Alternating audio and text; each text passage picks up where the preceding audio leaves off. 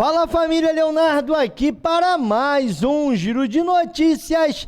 Nesta terça-feira, logo na parte da manhã, bem cedinho, do dia 18/3/2025, eu venho aqui com as últimas atualizações do Vasco da Gama, depois dessa live problemática que nós tivemos no sorteio da Sul-Americana, a Conmebol derrubando todo mundo, mas nós fizemos a live na raça desde já. Já quero agradecer a todos os inscritos desse canal e hoje vamos trazer muitos detalhes, porque ficou definido todos os grupos da Sul-Americana, ficou definido também os adversários do Vasco e também as datas bases que esses confrontos irão acontecer. Nós vamos trazer muito aqui ainda sobre o Marcelo Santana, que teve abrindo o jogo, sobre Dimitri Payet, sobre os adversários do Vasco, sobre renovação de Felipe Coutinho, renovação de Ryan e até mesmo reforços. E em falar em reforços,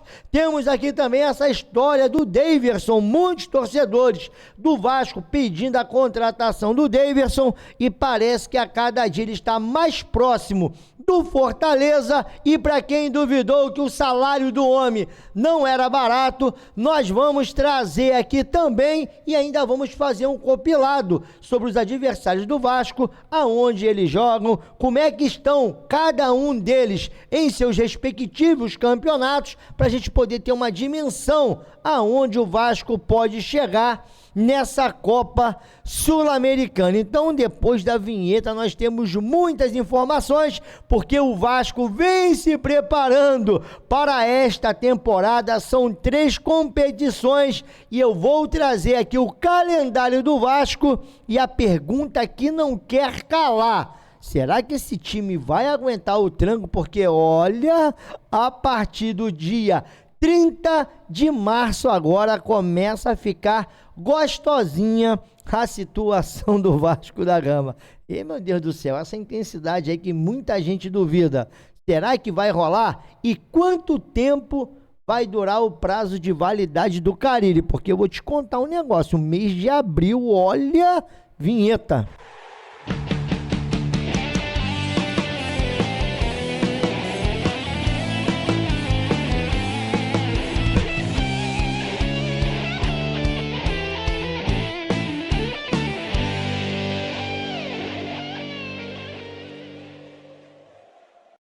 Voltamos aqui, Leonardo, canal Na Torcida Vascaínos, desde já agradecendo aos mais de 104.900 inscritos, acho que já passei de 910 aproximadamente, falta muito pouco para os 105 mil inscritos e eu só tenho a agradecer todos vocês sempre por estarem aqui comigo, pelos seus comentários. Se quiser continuar me ajudando, não esqueça de deixar o seu like, que é muito importante para esse vídeo chegar até mais vascaínos. E para você que chegou aqui agora, caso goste do nosso trabalho, da forma irreverente que nós passamos as notícias do Vasco da Gama, se inscreva no canal e ative o sininho das notificações. E eu quero lembrar que esse vídeo também é um oferecimento da nossa parceira Winplay, que não é uma casa de apostas,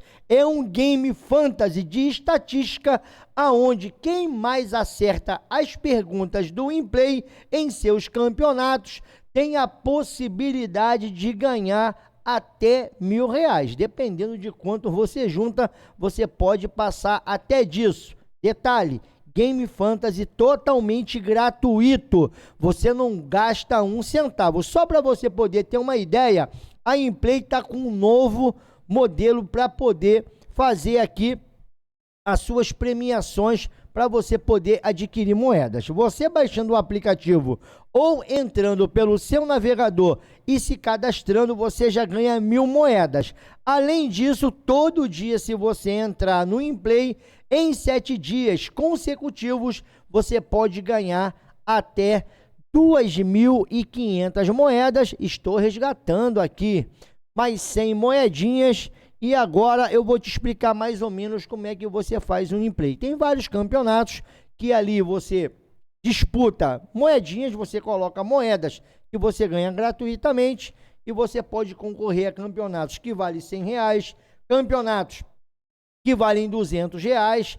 Para cada um número de moedas, essas moedas são equivalentes a dinheiro de verdade. Ou seja, esse campeonato aqui do Bahia, 750 moedas, e ele está pagando 120 mil moedas. 120 mil moedas, você transformando em grana de verdade, são R$ 120, mas tem campeonato até de 1 milhão de moedas, que é equivalente a R$ 1.000, que ali divide entre o primeiro, segundo e o terceiro. E depois que você consegue acumular suas moedinhas, você pode pedir um in-play para transformar as suas moedas em dinheiro de verdade. Então, para você que quer se divertir em um game fantasy de estatística de futebol, cola aqui no in-play. O link vai ficar na descrição desse vídeo e também nos nossos comentários fixados. Agora vamos falar aqui da Copa Sul-Americana. Todo torcedor do Vasco ficou até março esperando para ver como seria o grupo que nós iríamos cair, e enfim chegou ontem o dia do sorteio. No dia 17 de março, a partir ali das 7 da noite, começou, no caso, a live ao vivo lá da Conmebol, onde nós fomos derrubados, mas isso não impediu de nós te passarmos ali as nossas reações do grupo que o Vasco caiu, e eu particularmente até gostei, tá? Clubes que o Vasco vai enfrentar no grupo G. Vamos ver aqui o grupo do Vasco. Aqui, é claro, tá cortadinho ali, já os adversários sendo sorteados na hora. Lanús, da Argentina. Bom, cabeça de chave. Vasco da Gama, do Brasil. Academia Porto Cabello, da Venezuela. Melgar, do Peru. E o Melgar, do Peru. Então, esse foi o grupo do Vasco da Gama, Lanús, Vasco, Porto Cabello e também o Melgar. São os times que o Vasco irá enfrentar, e nós vamos trazer aqui todos os grupos. Não vou falar de todos os grupos, mas eu acho que um dos grupos mais difíceis é o grupo aqui do time do Corinthians. É o América de Cali, é o Huracan, o Racing do Uruguai e o Corinthians. Agora, para mim, o grupo mais teta foi o grupo H, onde nós temos ali o Atlético Mineiro, Caracas, Cienciano e Deportivo e Quick. Esse aqui foi o grupo mais fácil de todos, mas eu também não vejo tanta dificuldade no grupo do Vasco. Claro que o Vasco vai ter que enfrentar a Altitude, o Vasco vai ter que enfrentar o Lanús, que joga para 47 mil pessoas no seu estádio, mas eu acho que o Vasco tem condições de fazer uma boa Sul-Americana. Agora, para você poder ficar ligado nas datas, tá aqui, ó, primeira rodada vai acontecer. Essas são as datas bases. Entre Melgar, ou seja, o Vasco enfrenta o seu primeiro jogo já na altitude para 2.330 metros. Então, Vasco já encara logo essa dificuldade. A data que isso vai acontecer está mais ou menos ali entre o dia 1º, o dia 2 ou o dia 3 de abril. Lembrando que no dia 30 de março o Vasco estreia no Campeonato Brasileiro contra o Santos. Já já eu vou trazer esse calendário gostosinho do Vasco. Na segunda rodada, que será no dia 8, 9 ou 10 de abril, o Vasco enfrenta em São Januário, ou até mesmo no Maracanã, ou enfim, no Engenhão, mas eu acho que esse jogo será em São Januário. O Vasco enfrenta o Academia Porto Cabello, da Venezuela. Na terceira rodada, o Vasco também joga em casa. As datas bases são 22, 23 e 24 de abril. O Vasco enfrenta o Lanús e tem que ganhar esse jogo em casa. Logo de cara, o Vasco sai uma vez para jogar fora e depois joga 2 vezes em casa. E aí, na volta, né, no retorno da fase de grupo, o Vasco enfrenta no dia 6, 7 ou 8 de maio, fora de casa, o Puerto Cabello, da Venezuela. E na quinta rodada, 13, 14 ou 15 de maio, aí o Vasco vai à Argentina para enfrentar o Lanús. E na sexta rodada, o Vasco fecha em casa contra o Melgar. As datas bases são 27, 28 e 29 de maio. Então anote aí na sua agenda, essas são as datas bases. Claro que a Conmebol ainda vai ter que marcar isso oficialmente, mas estamos aqui naquela expectativa. E falando do Melgar, bom, eles costumam mandar os seus jogos na cidade de Arequipa, que possui mais de 2.300 metros de altitude. Hoje, eles são líder do Abertura do Peru de 2025, com 100% de aproveitamento. 4 jogos e 4 vitórias. Ou seja, para quem acha que vai ser uma baba, não será, mas o Vasco tem condições de vencer o Melgar. Eliminou o Inter nas quartas de finais da Sul-Americana de 2022, com 2 empates em 0-0, se classificando nos pênaltis dentro do Beira-Rio. Vem da pré-Libertadores e foi eliminado pelo Cerro Porteño com 2 derrotas. Então também não é esse bicho papão todo, um belíssimo trabalho lá do mídia vascaíno. Valeu, galera? Agora sobre o Puerto Cabello. É o caçula do grupo, foi fundado em 2014, tendo apenas 10 anos de existência. Atual 5º colocado do campeonato venezuelano, com 13 pontos em 8 jogos. Incrível, o nome do seu treinador, que é português, se chama Vasco Faísca. Os únicos confrontos diante de brasileiro se deram contra o São Paulo na fase de grupo da Sul-Americana de 2023, perdendo em casa e fora pelo placar de 2-0. Agora, eu acho que o mais brabo aqui que o Vasco vai disputar essa primeira colocação do grupo é o Lanús. Joga no estádio Cidade de Lanús Nestor Dias Pérez, que é popularmente conhecido como La Fortaleza. Ocupa a 6ª posição em seu grupo no campeonato argentino. Na tabela anual, é o 14º entre 30 times. Tem nomes conhecidos no elenco, como Marcelino Moreno, ex-Curitiba, Eduardo Sávio, ex-Benfica, Atlético de Madrid e Boca Júnior, Esquerdo, ex-zagueiro do Boca Júnior. Foi semifinalista da Sul-Americana em 2024, caindo para o Cruzeiro. Então eu acho que de todos os times, o Lanús é que o Vasco deve mais se preocupar, mas o Melgar também gosta de complicar. Nós iremos durante a semana aqui te manter atualizado ainda muito sobre esses times, para você ficar bem identificado, conhecer bastante aqueles que serão os adversários do Vasco da Gama. Agora, para a gente poder seguir, já tínhamos trazido mais cedo que o Marcelo Santana seria o representante do Vasco nesse sorteio da Sul-Americana. E ele teve falando lá a Cazé TV muito sobre a permanência do Dimitri Payet, a renovação do Ryan e também do Felipe Coutinho e a possibilidade do Vasco estar contratando alguns reforços ainda nessa janela doméstica e também muito sobre a competição da Sul-Americana, onde o Vasco tem como prioridade essa competição em 2025. Vamos ouvir. Por aqui, diretor executivo do Gigante da Colina, prazer ter você com a gente. Marcelo, já nos encontramos por outros lugares e agora aqui nesse sorteio importante. Como é que você viu para o Vasco da Gama? O Vasco que está encarando essa Sul-Americana como prioridade no planejamento, não é isso? Boa noite. Boa noite a todos da Cazé TV, boa noite a você também, Xará. Expectativa positiva. A gente acredita que as Copas são os torneios que a gente tem a maior possibilidade de êxito dentro da temporada. Essa Sul-Americana marca o retorno do Vasco às competições internacionais após 5 anos. 2020 tinha sido a última Sul-Americana do Vasco. E o grupo não tem muito o que a gente questionar, tem que jogar. O Lanús, ano passado foi semifinalista. O futebol da Argentina, igual do Brasil, tem tradição na competição. O Melgar é o atual líder do campeonato peruano. E o Puerto Cabello, da Venezuela, a equipe que a gente conhece menos até agora, mas a gente tem um período aí para se informar e buscar fazer um campeonato que orgulhe a torcida Cruz Maltina. Sul-Americana que só o líder classifica de forma direta, né, para as oitavas de final. O segundo colocado pega o terceiro da Libertadores. Agora, olhando para esse elenco, Marcelo, vocês veem lacunas de zagueiro, lateral, atacante? Vocês estão indo atrás dessas posições no mercado? Agora, nessa janela que a gente tem no Brasil, uma janela de correção, até ali o dia 10, 11 de abril. Pode ser que a gente traga um jogador, talvez 2, não é garantido que a gente vai contratar nenhum nem 2, mas a gente tem observado algumas situações.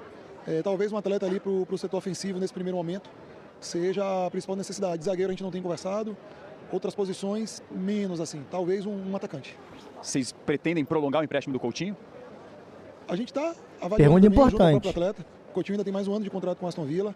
A gente sabe da importância dele, o crescimento que ele já sinaliza nessa temporada, que ele teve a possibilidade de fazer uma pré-temporada, se condicionar melhor, tá adaptado, tá feliz.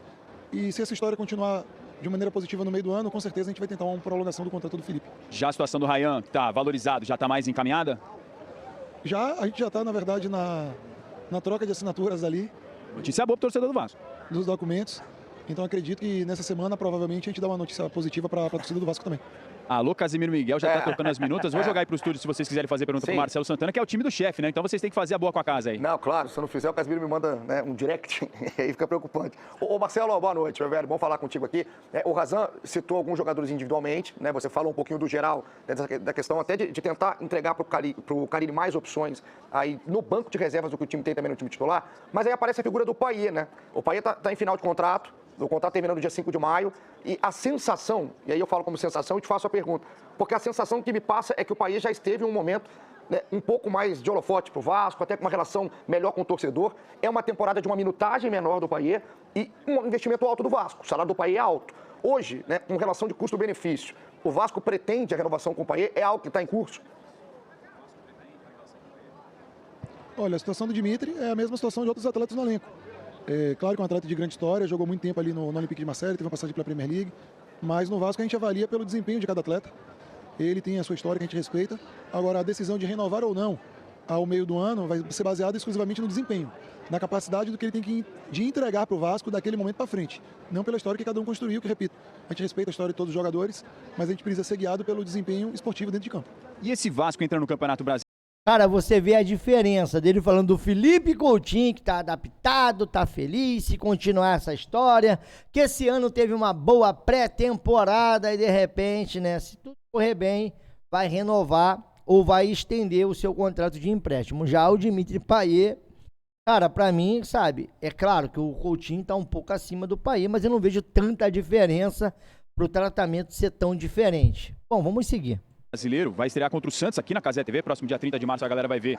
Um grande orgulho para todos nós fazendo essa estreia do Campeonato Brasileiro, um produto importantíssimo para a nossa trajetória. Como é que o Vasco entra nesse Campeonato Brasileiro depois de passar sufoco no ano passado? Ano passado, quando a diretoria do presidente Pedrinho chegou, o Vasco estava ali em 16º lugar.